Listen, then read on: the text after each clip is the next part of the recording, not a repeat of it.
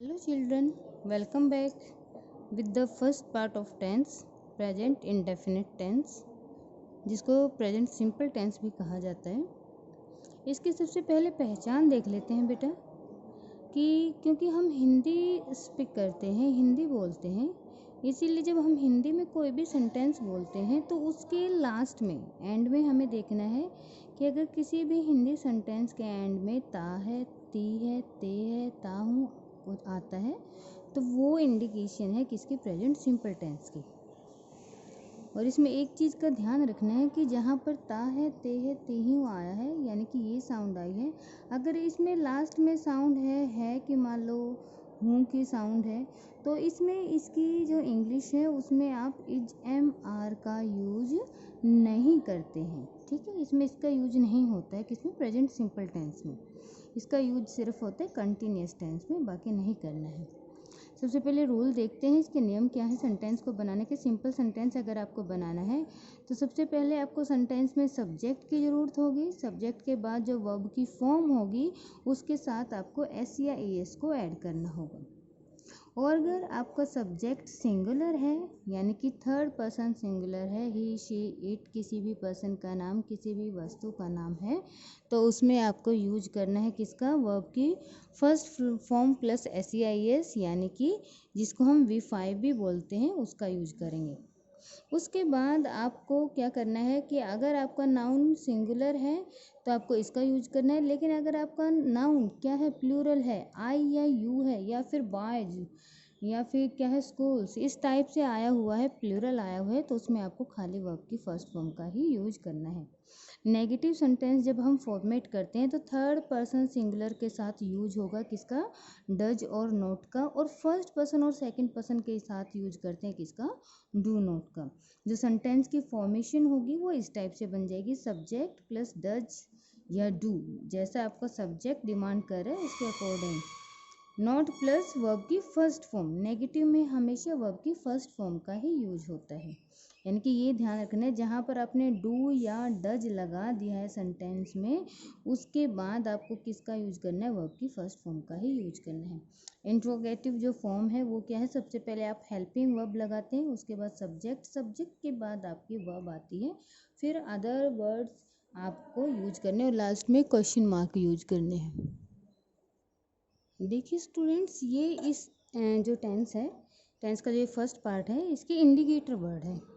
Indicator word का क्या मतलब होता है, संकेत वाचक, जो संकेत दिखाते हैं कि अगर सेंटेंस में ये वर्ड आए हैं तो आपको सिंपल प्रेजेंट टेंस का ही यूज करना है। और वो कौन कौन से हैं, always, often, generally, occasionally, rarely, daily, every day, every week, every month, every year, once, twice, sometime, never, seldom, normally and usually.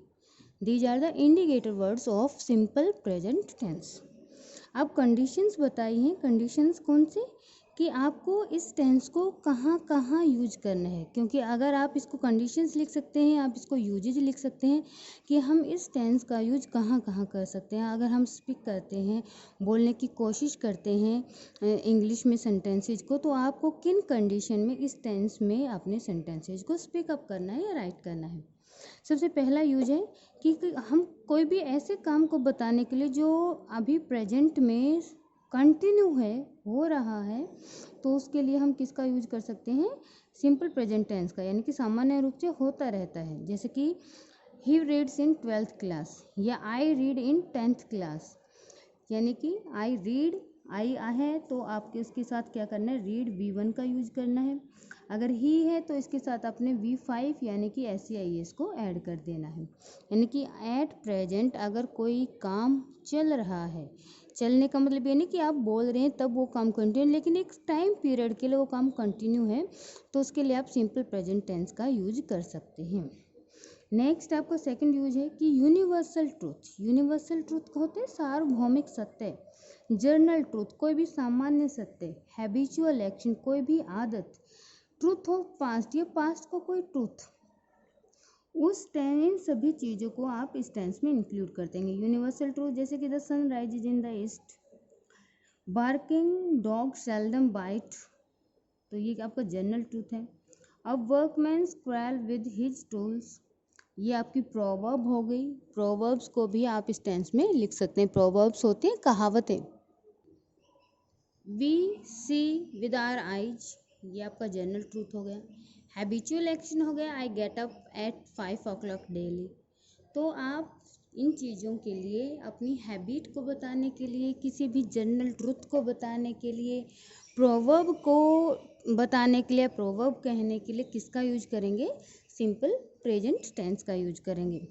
अब नेक्स्ट थर्ड यूज है कि अगर आपको नियरर फ्यूचर बताना है, यानी कि बिल्कुल पास में ही कोई भविष्य की बात बतानी है, तो उसके लिए आप यूज करेंगे किसका? सिंपल प्रेजेंट टेंस का। जैसे कि हर marriage comes of on next Wednesday, उसकी जो शादी है वो अगले बुधवार को होनी है। तो आप नियरर फ्यूचर के लिए भी आप क्या कर सकते हैं? सिंपल प्रेजेंट टेंस का यूज कर सकते हैं। ये होते हैं कंडीशनल क्लोज। नेक्स्ट जो यूज है कि अगर आपका मेन क्लोज किस में है? मेन क्लॉज अगर आपका किस में? फ्यूचर टेंस में। जैसे कि ये रहा, ही विल पास। और तो आपको जो सबऑर्डिनेट क्लोज है वो किस में होगा? Simple indefinite present indefinite tense में होगा। जैसे कि इफ़ ही वर्क्स हार्ड। तो आपको ये ध्यान रखना है कि अगर आपका कंडीशनल क्लोज है, ये जो पार्ट है, ये जो रूल है, ये बहुत बार कॉम्पिटिटिव जो टेस्ट है उसमें भी पूछा जाता है। कंडीशनल क्लोज का मैं आपको बाद में पूरा चार्ट बना के दिखाऊंगी। तो यहाँ पर क्या कि जो कंडीशनल क्लॉजेज हैं या कंडीशन जहाँ पर रख दी जाती है वहाँ पर 2 सेंटेंसेज होंगे।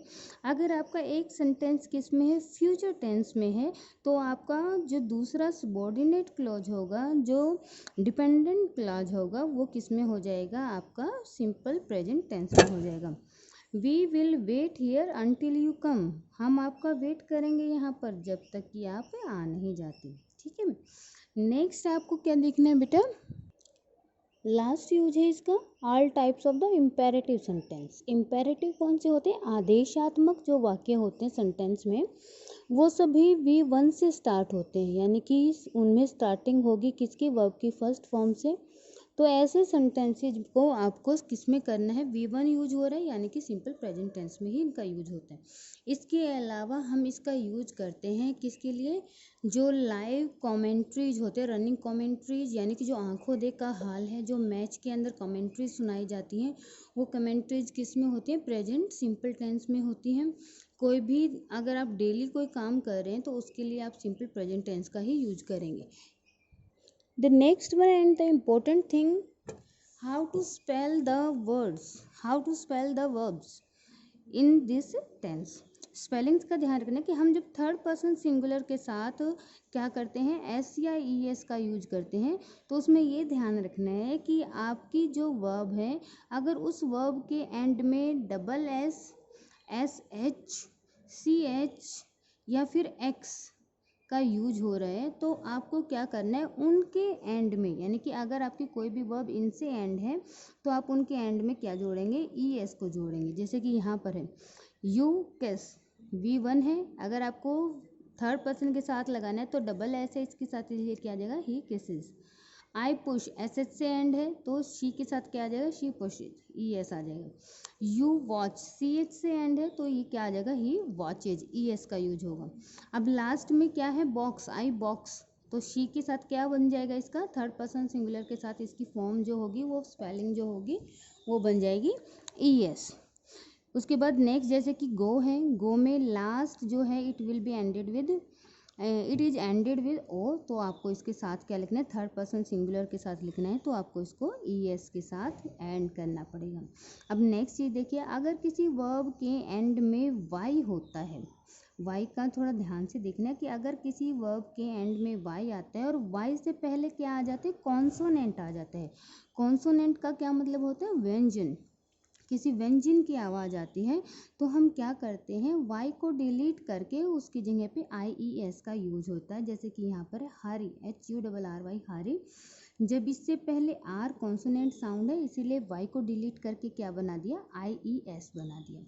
लेकिन अगर किसी वॉवल से पहले क्या है, किसी वाई से पहले, किसी भी वर्ब में वाई एंड में है और वाई से पहले वॉवल साउंड है, तो हमें खाली किसका यूज करना है? एस का यूज करना है। जैसे कि यहाँ पर प्ले है, वाई है लेकिन इससे पहले क्या है? एक वॉवल है, वॉवल साउंड है, तो वोवल साउंड है, इसीलिए अगर आपको इसका प्लूरल बनाना होगा तो क्या बनेगा? खाली एस आपको लगाना है, प्लेज बन जाएगा। ही ओबे, ओबे वर्ड बोला, वाई है, वाई से पहले वोवल है तो क्या बन गया ओबेज। यू से है, शी के साथ आएगा तो क्या आ जाएगा शेज बन जाएगा। ठीक है बेटा, तो ये आपको स्पेलिंग्स का ध्यान रखना है कि आपको अगर स्पेलिंग फॉर्मेट करनी है तो कैसे करेंगे। Now look at the last rule of this tense कि कुछ वर्ब्स ऐसी होती हैं जिन्हें हम कंटिन्यूस फॉर्म में नहीं लिख सकते।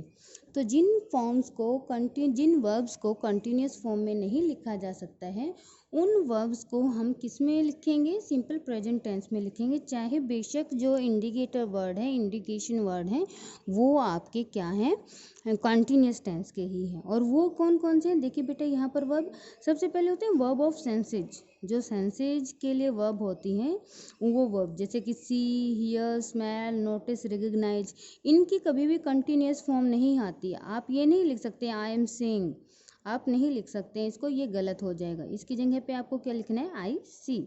तो जो वर्ब कंटिन्यूस फॉर्म में नहीं लिखी जाती उन्हें हम क्या करेंगे, उनको लिखने के लिए हमें सिंपल प्रेजेंट टेंस का ही यूज करना पड़ेगा। वर्ब ऑफ इमोशन जैसे कि want, desire, refuse, forgive, wish, care, love, hate, adore, like, dislike, आप इन सभी वर्ब्स को भी किस में करेंगे, सिंपल प्रेजेंट टेंस में यूज करेंगे या फिर इनको परफेक्ट टेंस में बना दिया जाता है। लेकिन अगर कंटिन्यूअस के इंडिकेशन है तो कंटिन्यूअस की बजाय आप क्या कर देते हैं, उन्हें सिंपल प्रेजेंट टेंस में लिख देते हैं। सिंपल जो टेंस होगा उसमें आप इसको लिख देंगे।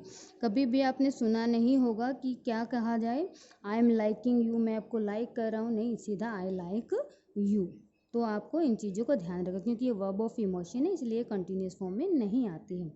नेक्स्ट है वर्ब ऑफ थिंकिंग, जो विचार करने वाली क्रियाएं हैं उनको भी कंटिन्यूस फॉर्म में नहीं लिखा जाता है, जैसे कि think, feel, realise, understand, know, means, pause, believe, accept, remember, recollect, forget, recall and mind, इन वर्ब्स को भी आप कंटिन्यूस फॉर्म में नहीं लिख सकते। कभी भी आप ये नहीं लिख सकते आई एम नोइंग यू, मैं आपको जान रहा हूँ, नहीं, आई नो यू, मैं आपको जानता हूँ। ठीक है, तो जो वर्ब ऑफ थिंकिंग है उनको भी कंटिन्यूस फॉर्म में नहीं लिखा जा सकता है।